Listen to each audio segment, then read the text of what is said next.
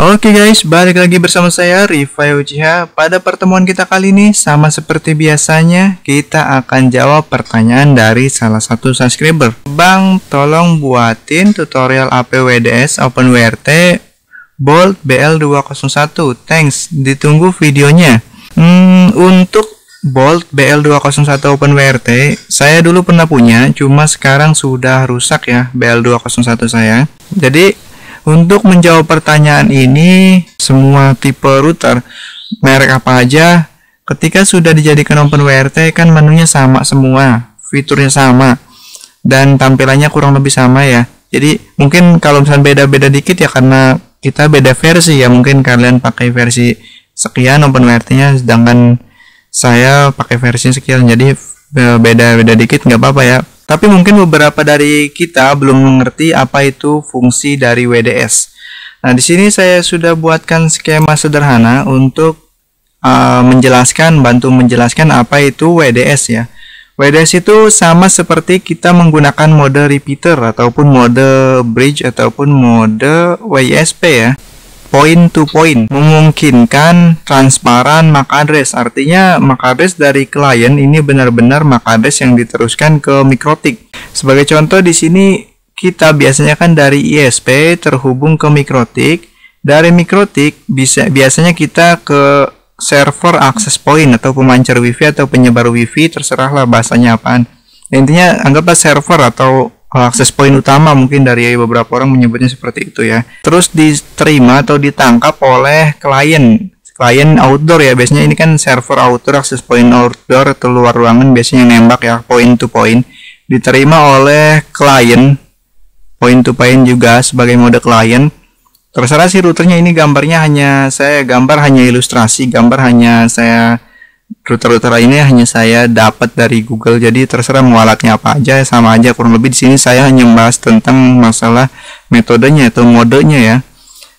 Diterima oleh mode router atau mode klien dari server access point atau pemancar wifi, diterima oleh klien atau penerima dengan mode klien. Terus disambung ke rumah pelanggan. Nah, kurang lebih seperti itu kan, seperti ini ya. Bisa kalau misalnya mode klien biasanya langsung ya dari mode klien lalu langsung ke rumah pelanggan, atau ini jika mode WSP bisa juga sambung ke rumah pelanggan.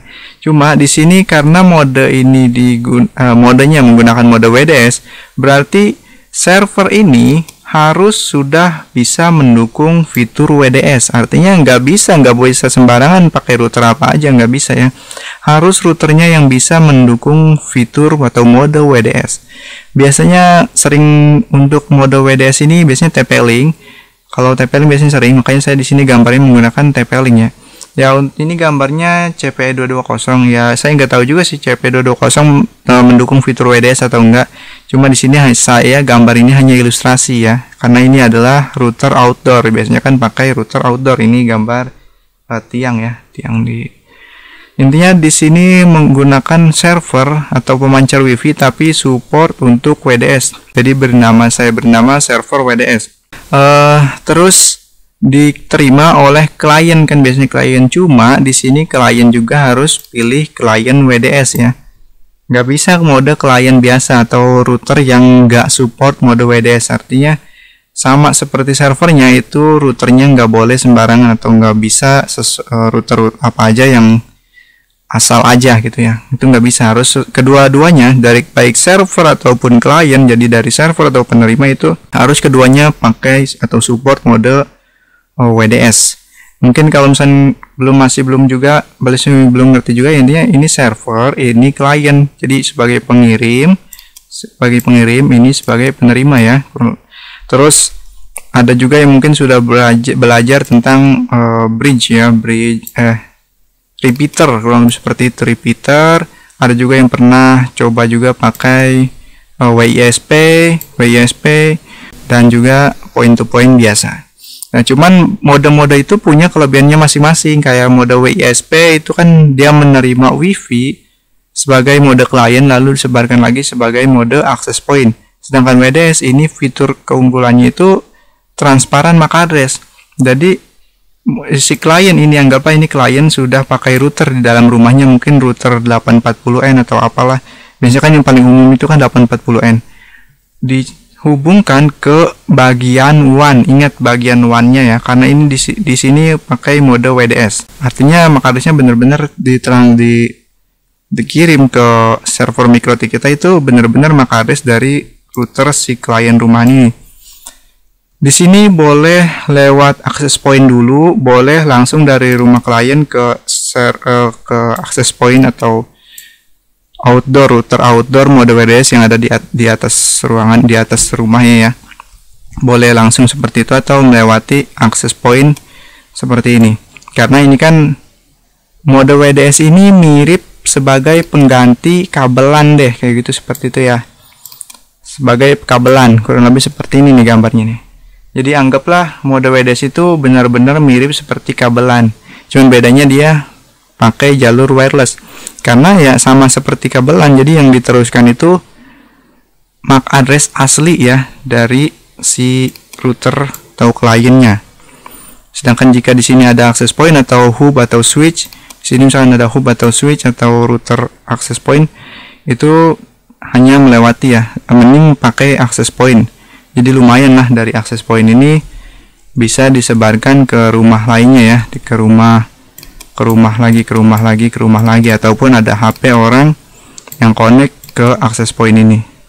Lumayan ya daripada pakai hub atau switch. Biasanya kalau saya setting untuk server WDS, saya pakai router dengan firmware OpenWrt, lalu diterima oleh WDS client dengan firmware DDWRT. Kok beda di sini OpenWrt, di sini DDWRT? Ya, saya pakai seperti itu supaya lebih mudah dalam melakukan konfigurasi. Sekarang kita lanjut ke konfigurasinya. Di sini ada server WDS-nya dulu ya, server WDS. Nanti setelah itu kita bahas tentang klien WDS-nya. Untuk server WDS-nya di sini saya pakai router AP211 merek Enselink. Cuman di sini tertulis modelnya Uncore CPE830. Ya, emang ini firmware OpenWrt-nya milik si ini ya, Uncore CPE830. Cuman mungkin ya karena modelnya sama makanya bisa di flash menggunakan firmware ini. Dulu saya sudah pernah bahas, jadi kalau misalnya kalian ada yang bertanya untuk Enselink AP211 firmware-nya, ya cari aja di channel saya, itu ada, saya sudah pernah bahas tentang AP211 Enselink dan 7G-Link menjadi OpenWrt. Di sini kan sudah disetting ya, di sini sudah disetting jadi server, dan juga ini sudah disetting jadi mode klien WDS, ini server WDS. Jadi saya tidak melakukan config dari awal ya, ini maaf banget tidak bisa saya config dari awal karena ini lagi dipakai juga, dan juga lokasinya bukan di sini, ini jauh banget nih, lumayan jauh. Lebih bagus emang pakai kabelan ataupun kabel FO, cuma ya kondisinya kan emang nggak bisa. Misalkan contohnya itu kita melewati seberang jalan ataupun sungai ataupun kondisi lainnya deh. Untuk konfigurasinya ini OpenWrt, jadi konfigurasinya sama seperti kita setting sebagai access point biasa atau server ya, access point utama. Mungkin pernah juga saya bahas untuk setting access point OpenWrt.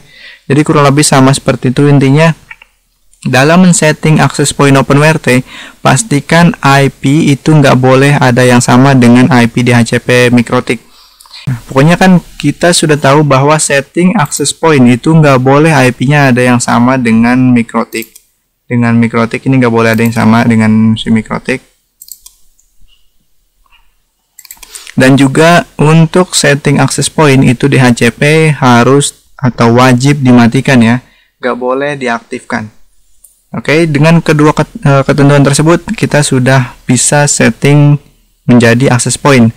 Lalu bedanya apa dengan settingan WDS? Bedanya itu hanya di bagian mode aja sih, bagian wireless. Untuk OpenWrt, di bagian wirelessnya ini saya ada dua SSID. Untuk SSID pertama itu wifi gratis, ini mode biasa, access point biasa. Lalu saya tambahkan lagi untuk mode WDS. Bedanya apa? Coba kita edit. Untuk access point ini modenya access point biasa. access point. Oke, access point ya. Sedangkan sama ininya networknya sama LAN. Terus coba di dismiss. Nah, untuk mode WDS kita edit. Coba klik edit. Ini modenya access point, pilih access point WDS ya. Jangan yang access point, intinya access point WDS. Bedanya apa ya? Oh, ini nih. Isolasi client, isolate client. Ini nggak boleh di checklist kalau misalnya kita pakai mode WDS. Ingat, ini nggak boleh di checklist. Sedangkan yang tadi access point, ini boleh kita checklist. Advance, nah ini boleh di checklist. Gampang banget ya buat nambahin SSID-nya. Tinggal kita klik ini aja, tambahkan atau add ya. Oke, jadi kesimpulannya di sini saya buat 2 SSID supaya untuk WiFi gratis. SSID WiFi gratis ini dipakai hanya untuk HP ataupun pangkat-pangkat di sekitarnya rumah si ibunya Aden ini. Bisa connect ke router AP211 ini melalui sinyal WiFi gratis. Sedangkan untuk SSID kedua ini, SSID Zahranet, saya berikan password supaya orang-orang tidak connect melalui sinyal WiFi namanya Zahranet. Karena di sini konfigurasinya untuk WDS itu IP isolation tidak di checklist. Kalau di tempat saya itu semua access point IP isolationnya saya checklist dengan tujuan ya tidak saling menjahili lah, tidak bisa saling kirim file dan juga kirim apapun atau ping ataupun mencari IP lain. Ya, walaupun sudah pakai IP/32 ya. Oh iya, untuk mode WDS ini, ini server WDS dengan klien WDS ini IP-nya nggak boleh beda, harus satu subnet dengan IP MikroTik. Misalkan IP MikroTik 192.168.1.1, maka server WDS ini sebagai access point pengirim, access point pemancar WiFi utama, dia IP-nya harus satu subnet dengan MikroTik, misalkan 192.168.1.2.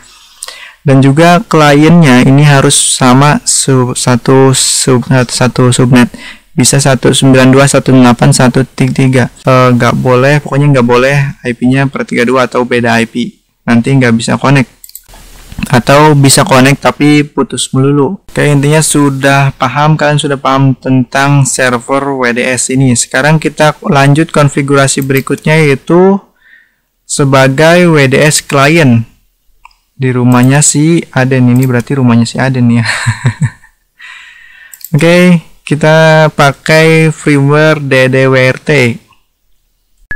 Oke, ini sebagai klien WDS itu sama aja, kita kayak setting access point biasa, sama seperti biasanya. IP itu nggak boleh sama, lalu DHCP client, DHCP itu wajib di disable. Sama seperti kita men-setting sebagai access point. Saya pernah kan juga kemarin itu membahas DDWRT sebagai pemancar WiFi voucheran atau access point. Itu konfigurasi seperti ini, sama seperti tadi yang di OpenWRT, itu keduanya sama-sama menggunakan konfigurasi access point. Sama-sama, bedanya itu hanya di bagian wireless. Di bagian wireless sama seperti tadi. Di sini kita untuk DDWRT bisa juga pakai dua sinyal. Pertama kita buat dulu di setting WDS station. WDS station ini WDS station MikroTik, berarti untuk pengguna jika servernya MikroTik itu beda ya. Intinya di sini WDS station. Saya pilih WDS station. Cuman bedanya di sini kita lanjut ke perbedaannya itu di setting, di sini modenya pilih WDS station. Ini nggak boleh yang klien ya, bukan yang klien tapi WDS station. WDS station ya sama aja WDS klien. Nah ini bedanya, ini di setting wireless network name SSID, ini bukan, karena ini di setting WDS station, berarti ini bukan sebagai pemancar WiFi, artinya dia hanya mode klien seperti ini, cuma WDS station. Ingat, jadi dia sebagai penerima. Lalu di sini SSID-nya ini berarti bukan SSID pemancar WiFi, bukan SSID dia untuk memancarkan WiFi, tapi SSID si OpenWrt tadi. OpenWrt di rumahnya ibunya si Aden. Oke. Tadi kan di setting SSID-nya Zahranet ya. Maka diisi di sini Zahranet. Jika di sini SSID-nya adalah tes, maka di sini diisi tes. Oke. Sesuaikan ya. Untuk DDWRT ini kurangnya itu nggak bisa scan ya, nggak bisa scan sinyal-sinyal WiFi ya, kurangnya seperti itu. Makanya kalian mungkin menurut kalian lebih gampang OpenWrt dengan OpenWrt ataupun DDWRT dengan DDWRT, yaitu terserah aja lah. Intinya di sini menurut saya pribadi ya itu lebih gampang OpenWrt dengan DDWRT ya, kombinasinya untuk melakukan sambungan WDS.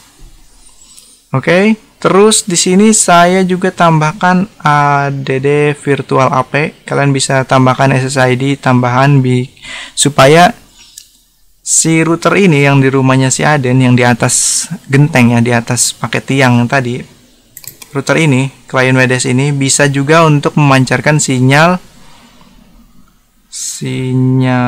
access point. Jadi lumayan lah, siapa tahu di luar sini, mungkin di luar rumahnya si Aden ada yang lagi nongkrong atau lagi ngopi, bisa pakai WiFi. Kita bisa tambahkan seperti ini, ADD virtual, lalu pilih WDS AP ya, WDS AP, karena di sininya WDS station. Jadi WDS AP, jangan yang AP doang, tapi WDS AP sebagai pemancar WiFi. Tujuannya supaya diteruskan ya, ketika ada perangkat atau HP yang connect melalui sinyal WiFi gratis, sinyal namanya WiFi gratis, SSID-nya WiFi gratis, maka address-nya benar-benar dikirim. Misalkan di sini ada orang, kan di sini ada orang lagi ngopi, connect ke sini dengan SSID WiFi gratis. Nah, itu diteruskan ke sini ke MikroTik kita, itu benar-benar MAC address-nya milik si orang yang lagi ngopi ini. Oke? Paham ya? Jadi terserah sih, mau ditambahkan boleh tambahkan, boleh enggak, boleh disable seperti ini, boleh tambahkan ya, terserah kalian, atau tambahin lagi ya, terserah sih.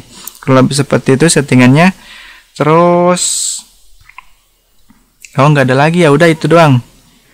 Kalau misalnya password, ini kan di password ya, Zahranet ini kan di passwordnya ini di encrypt ya, di password. Nah, tinggal bagian wireless security. Wireless security ya, ini pilih WPA lah, WPA aja. Ini di checklist 2. Nah, ini passwordnya diisi di sini. Saya nggak bisa menunjukkan karena ini kalau tunjukkan nanti mungkin yang nonton, orang-orang yang di daerah saya yang nonton video ini nanti akan tahu bahwa password access point Zahranet itu ini gitu. Oke. Lalu save dan juga apply. Makanya sudah jadi. Untuk WDS nya ini nggak perlu diisi ya, nggak perlu diisi karena dia hanya untuk penerima atau klien, bukan sebagai server. Makanya saya bilang tadi kan untuk lebih mudah konfigurasi, saya biasanya server itu pakai OpenWrt, sedangkan klien saya pakai DDWrt, supaya tidak perlu masukkan MAC address server. Kalau DDWrt jadi server WDS, dia harus mengalau nih, harus memberikan MAC address si klien. Misalnya kalian kebalik yang DDWrt untuk server, sedangkan OpenWrt sebagai klien, nanti repot harus masukkan MAC address server. Mending kayak gini, OpenWrt sebagai server WDS, lalu DDWrt sebagai klien WDS. Jadi nggak perlu masukkan MAC address dari access point server ataupun access point klien WDS. Jadi nggak perlu ribet, tinggal masukkan aja seperti tadi, namanya itu SSID-nya aja Zahranet, kurang lebih seperti itu sih. Gampang kan? Simple ya. Lebih simple, jadi nggak perlu repot-repot kita masukkan nama atau MAC address dari server ataupun MAC address dari klien WDS. Tujuannya ya, ketika kita ganti server router ataupun router ketika kita ini ada masalah nih, server ada masalah ataupun klien ada masalah, kita gantikan salah satunya, nanti repot, kita harus masukkan lagi MAC address-nya dan lain sebagainya. Mending kayak gini, jadi nggak perlu pakai MAC address segala. Cuma kalau kayak gini tanpa adanya MAC address, jadi nggak butuh MAC address, ini gampang banget buat dicegat ya, buat dipotong jalurnya. Ini kan terkoneksi tanpa harus menggunakan MAC address. Ketika ada orang jahil di sini pakai router lagi, dia beri namanya Zahranet.